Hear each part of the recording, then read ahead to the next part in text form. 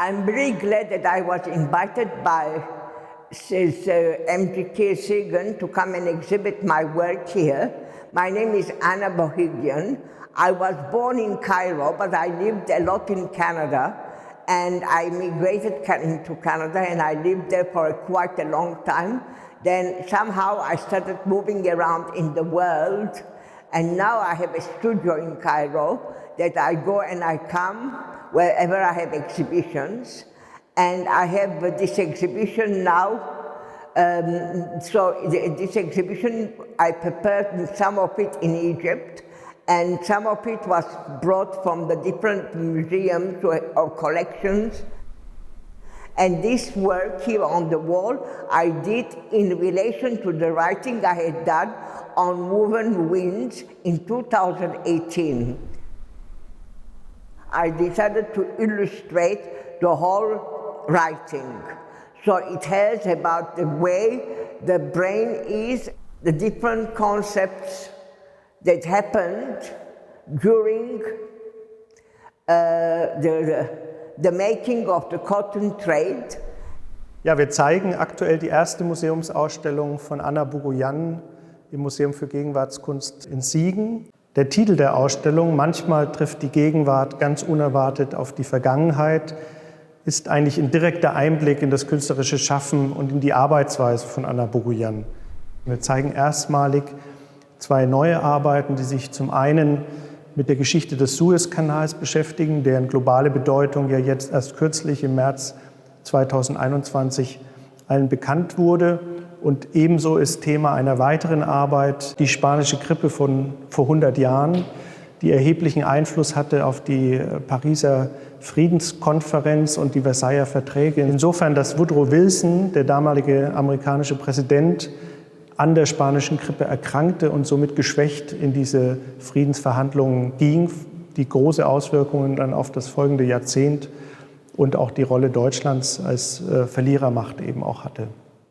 Anna Bogoyan präsentiert Szenen, Ausschnitte aus dieser historischen Situation vor einer großen spiegelnden Wandfläche und verbindet diese aber auch mit Kommentaren zu unserer aktuellen Pandemie, also der Zeit, in der diese Arbeit jetzt auch entstanden ist, und schafft so nochmal eine ganz tolle Verbindung eben zwischen Vergangenheit und Gegenwart.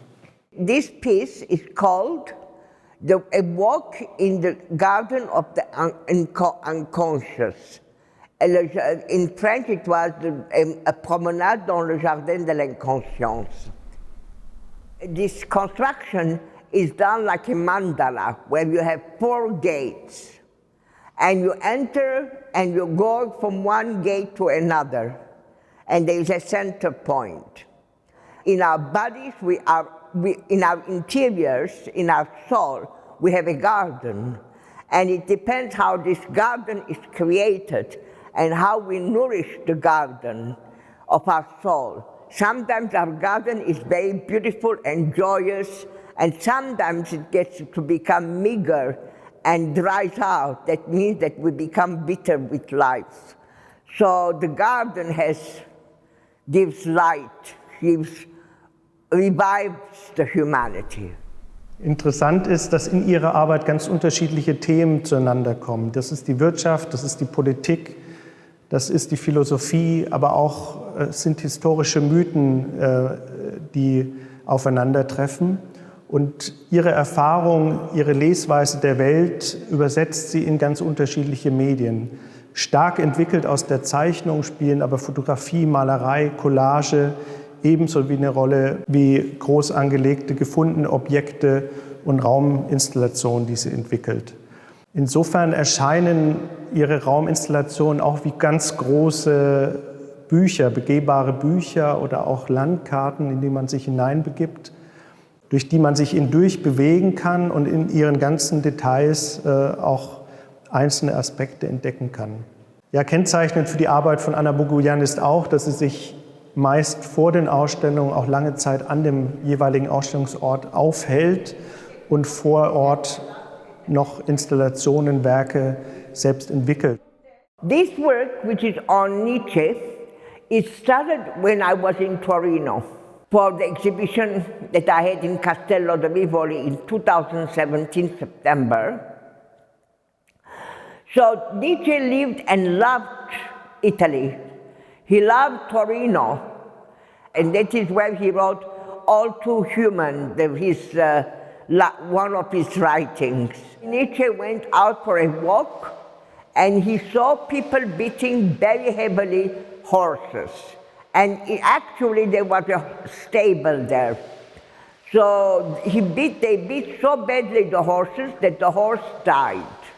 And he became so furious and interfered in the story to stop the beating that they took him to the police station. And then eventually he was sent back to his house, but after that it became the turn in his psychology or his mind, because after that he became catatonic. He went to the room and he took off his clothes and he started dancing a Dionysian dance, and he started screaming and shouting about the different politicians of that time. He said that he was Jesus, he was the Antichrist.